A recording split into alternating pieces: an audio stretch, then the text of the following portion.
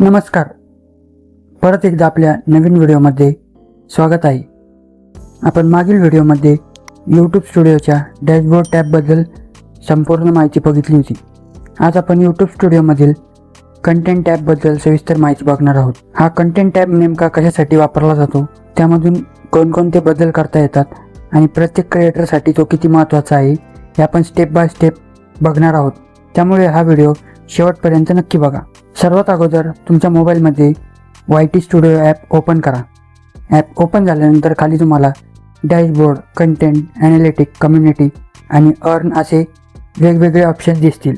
यापैकी आज आपण दुसऱ्या क्रमांकावर असलेल्या कंटेंट टॅबवर क्लिक करणार आहोत. कंटेंट टॅब ओपन झाल्यानंतर तुम्हाला सर्वात वर व्हिडिओ, त्याखाली शॉर्ट्स, त्यानंतर लाईव्ह, त्याखाली कोलॅबरेशन आणि सर्वात शेवटी प्लेलिस्ट असे 5 ऑप्शन दिसतील. या ऑप्शनच्या अगोदर तुम्हाला डाव्या बाजूला फिल्टरचा एक ऑप्शन दिसेल. हा फिल्टर विशेषतः ज्या क्रिएटरच्या चॅनलवर भरपूर व्हिडिओ आहेत त्यांच्यासाठी खूप उपयुक्त आहे. तुम्ही आता फिल्टरवर क्लिक केल्यानंतर तुमचे व्हिडिओ, शॉर्ट्स, लाईव्ह आणि प्लेलिस्ट अगदी काही सेकंदात शोधू शकतात. सर्वात पहिल्या टाईपमध्ये जाऊन तुम्ही फक्त व्हिडिओ, शॉर्ट व्हिडिओ, लाईव्ह किंवा प्लेलिस्ट असे वेगवेगळे फिल्टर. त्यानंतर येतो व्हिजिबिलिटी. व्हिजिबिलिटीमध्ये जाऊन तुम्ही public, private, unlisted, membership, schedule आणि ड्राफ्ट अशा प्रकारचे व्हिडिओ तुम्ही टिक मार्क करून बघू शकतात. यानंतर येतो व्ह्यूज. या फिल्टरच्या मदतीने तुम्ही जास्त व्ह्यू किंवा कमी व्ह्यू असलेले व्हिडिओ सहजपणे शोधू शकतात. जर तुमचे चॅनल मॉनिटाईज झाले असेल तर तुम्हाला इथे मॉनिटायझेशन हा पर्याय दिसतो. यामध्ये जाऊन तुम्ही मॉनिटाईज्ड, नॉन मॉनिटाईज किंवा लिमिटेड ॲड असलेले व्हिडिओ वेगवेगळे बघू शकतात. यानंतर येतो रिस्ट्रिक्शन ऑप्शन. यामध्ये मेड फॉर किड्स किंवा नॉट मेड फॉर किड्स असे व्हिडिओ फिल्टर करता येतात. म्हणजेच तुम्ही जे व्हिडिओ मेड फॉर किड्स केलेले आहे किंवा नॉट मेड फॉर किड्स आहेत ते तुम्ही इथे बघू शकतात. तसेच तुम्हाला इथे प्रोडक्ट या पर्यायामध्ये टॅग लावलेले प्रोडक्ट किंवा ऑटो टॅग व्हिडिओ देखील लवकर शोधता येतात. म्हणजेच तुम्ही ज्या व्हिडिओवर प्रोडक्ट टॅग केले होते किंवा तुमच्या व्हिडिओला ऑटो प्रोडक्ट टॅग झाले आहे ते व्हिडिओ देखील तुम्ही इथे शोधू शकतात. या फिल्टरचा उपयोग म्हणजे तुमच्या चॅनलवर हजारो व्हिडिओ असतील तर फिल्टरच्या मदतीने तुम्हाला लागत असलेला व्हिडिओ अवघ्या काही सेकंदात सापडतो. त्यामुळे कंटेंट टॅबमधील फिल्टर हा पर्याय क्रिएटरसाठी अतिशय उपयुक्त आणि वेळ वाचवणारा पर्याय आहे. या पर्यायामध्ये जाऊन तुम्ही तुमचे व्ह्यूज, टॅग केलेले product, monetization, non monetization video आणि व्हिजिबिलिटी चेक करू शकतात. आता प्रश्न पडतो की हा कंटेंट टॅब नेमका कशासाठी यूज होतो. तर कंटेंट टॅबचा सर्वात मोठा उपयोग म्हणजे तुमच्या चॅनलवरील सर्व video, short video, live streamings, collaboration आणि प्लेलिस्ट यांची संपूर्ण माहिती तुम्हाला याच ठिकाणी मिळते.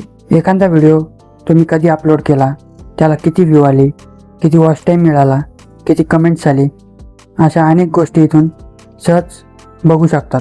याशिवाय जर तुम्हाला एखाद्या व्हिडिओमध्ये बदल करायचे असेल तर ते देखील तुम्ही कंटेंट टॅबच्या माध्यमातून करू शकता. तुम्ही व्हिडिओचे टायटल बदलू शकतात, थंबनेल बदलू शकतात, डिस्क्रिप्शन एडिट करू शकतात, त्यासोबत प्रोडक्ट देखील टॅग लावू शकतात.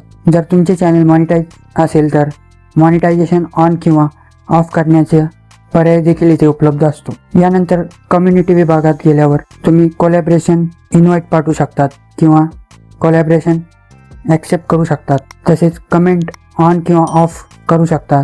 लाईक इनेबल किंवा डिसेबल अशा महत्त्वाच्या सेटिंग देखील तुम्ही इथून बदलू शकतात. आणखी एक महत्त्वाचा पर्याय म्हणजे रिमिक्सिंग परमिशन. जर तुम्हाला इतर क्रिएटरना तुमच्या व्हिडिओचा ऑडिओ क्लिप वापरू द्यायचा असेल तर रिमिक्सिंग परमिशन चालू ठेवू शकता आणि नसेल तर ती बंद देखील करू शकतात. त्यानंतर खाली ॲट्रिब्यूट्स या पर्यायामध्ये जाऊन तुम्ही तुमच्या व्हिडिओची कॅटेगरी बदलू शकतात. तसेच टॅग देखील ॲड करू शकतात. म्हणजेच एखादा व्हिडिओ अपलोड झाल्यानंतर त्यामध्ये कोणतेही बदल करायचे असतील तर त्यासाठी कंटेंट टॅब हा सर्वात महत्त्वाचा विभाग आहे. याच कंटेंट टॅबमधून तुम्ही video, short video, live stream, collaboration, playlist यांचे व्यवस्थापन अगदी सहज करू शकतात. तर आता तुम्हाला YT स्टुडिओमधील कंटेंट टॅब पूर्णपणे समजला असेल. जर हा व्हिडिओ उपयुक्त वाटला असेल तर व्हिडिओला एक लाईक करा.